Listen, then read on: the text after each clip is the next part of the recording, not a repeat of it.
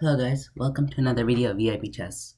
Today I'll be showing you what the Max Lange Attack is, as you might have seen from the thumbnail. The Max Lange Attack is a pretty powerful attack / gambit that White can use to win a lot of games. And the best part about it is that it's very unexpected, and your opponents will be very surprised, and many times will play the wrong variation. Let's get started.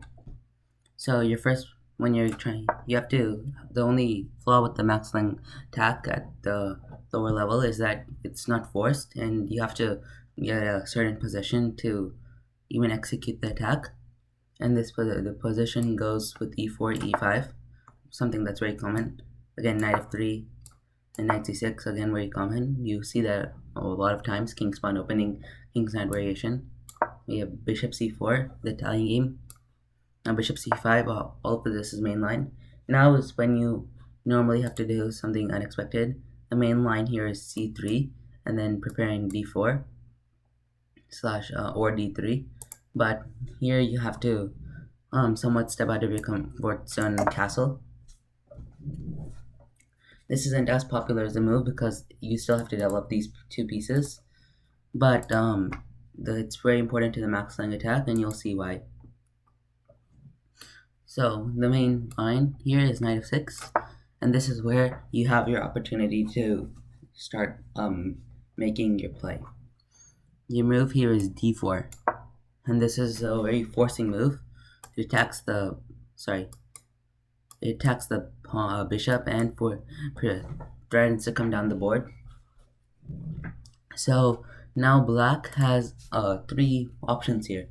He can take with the pawn. He could also take with the knight, and he could take with the bishop. We will be looking at each of these variations, and we'll go from worst to the best. And first we'll start with the knight.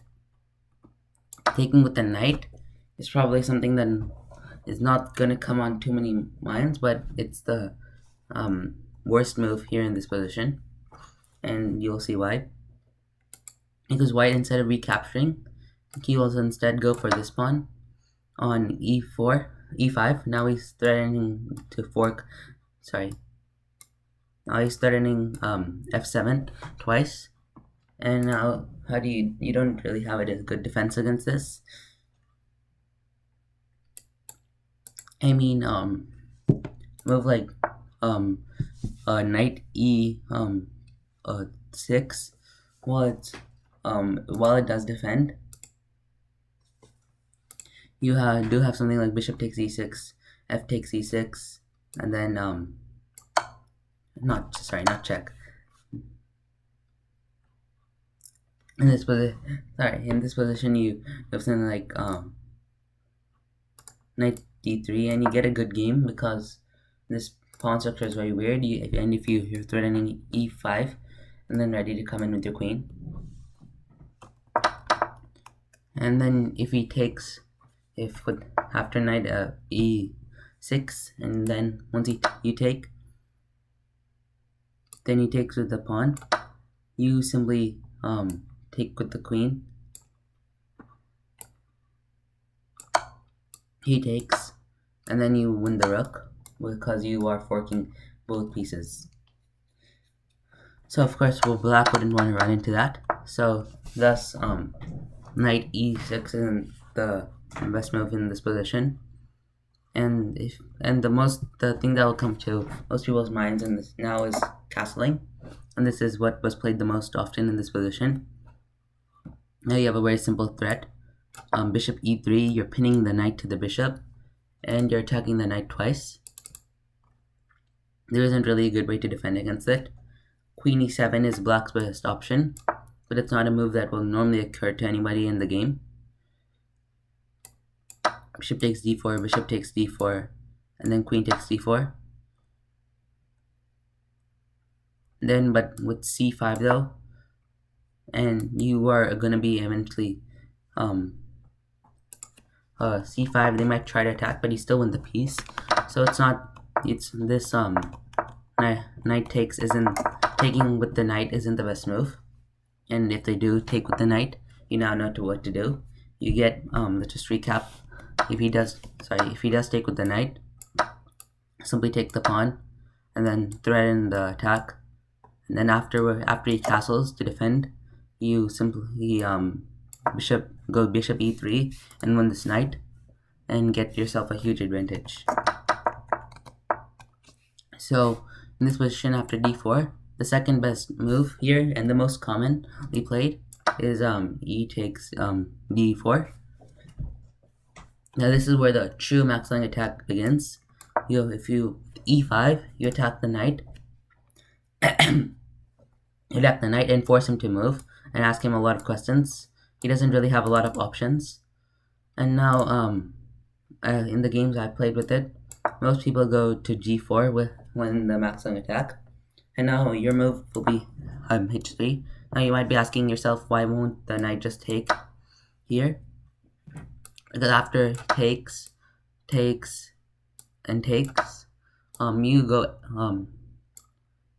pin the knight to the king, and then you prepare f4. So let's say he goes d6 to protect the knight. You play f4 and win yourself a full piece for 3 pawns, and you can regain the pawns at later stages in the game. So in this position, we've seen what happens if he goes to g4. If he goes to e4, now he's all but lost. You simply go rook e1, and now he doesn't have an option. He can't go anywhere. And one thing to remember the Max Lange attack is that is about en passant. En passant is when you just take the pawn when he moves 2 squares. And I've seen many games where my opponent just goes d5, thinking he'll attack the bishop and protect the knight. Then you just take en passant, pin the knight, and you're gonna win it. So that's what happens if he goes to e4. And now h5 isn't as common, but you still should just have to go knight g5.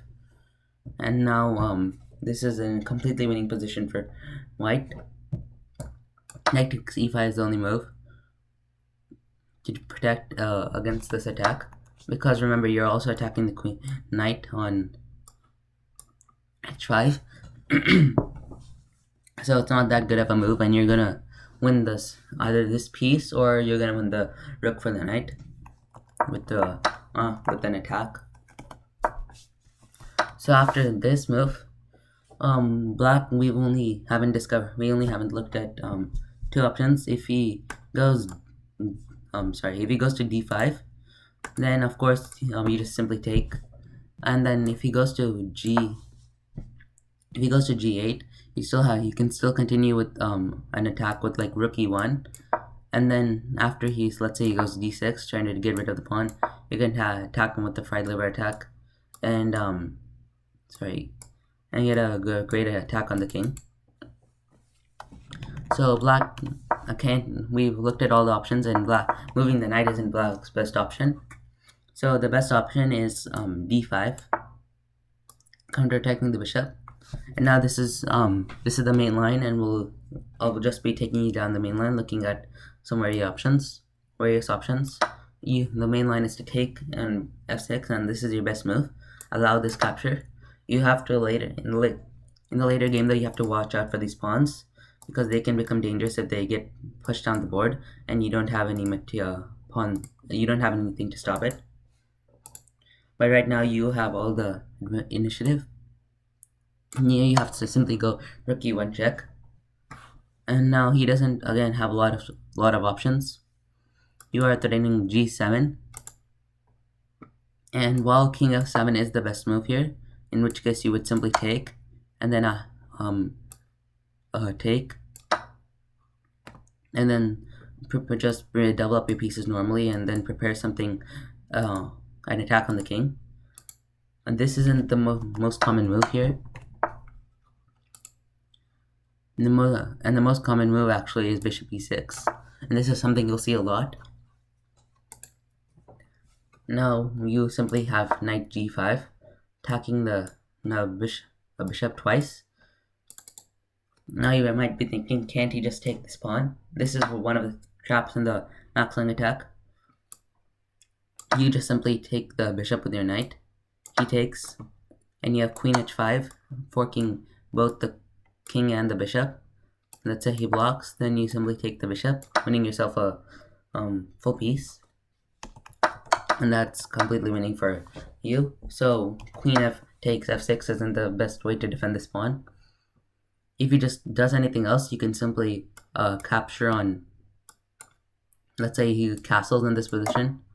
You can simply take, he takes, then you can win yourself a few pawns and get a great attack on the king. So, of course, this isn't the best move.